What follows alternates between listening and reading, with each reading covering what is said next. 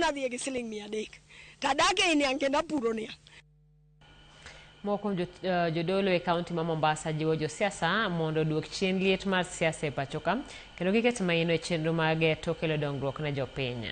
Kane giloso gi jofwamb weche Mombasa, gikoni tulo mag siasa mosebedo ka nyiedhore e kinde ka kinde en ranyisi ni kwe kidek bedo maonge ka kinde yiero chopo higa manyien.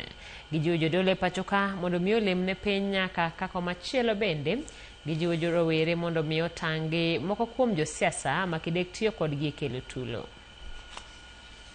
Naomba hata hawa wanasiasa waondoe hiyo migawanyiko ya kisiasa na hiyo mambo ya magunzi na nini, waondoke, maana Kenya ni yetu sisi sote. Waangalie sana vijana, tutawasihi especially wale wako makanisani na kule kwingine nje ambao hawaji makanisani, tuhimize ya kwamba waweze kuwa si watu wa kutumiwa, na hao wanasiasa nao wakome kuwatumia, maana wakiharibu nchi hata wao watajiharibia. Kwa hivyo sisi kama makanisa tuweze kuomba kwa ajili ya taifa la Kenya.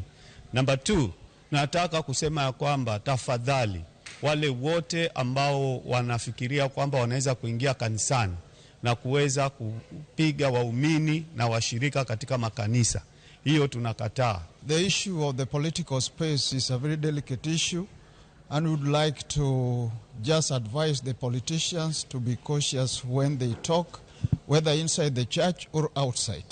Church leaders should give the best advice to our political leaders, because Kenya is one and we shall remain Kenya after 2027. Kenya is our country and it's a beautiful country, so we should just learn to live in peace together with one another, so that this will bring promotion to our country, economic growth, stability, and even a positive mindset to inner growth.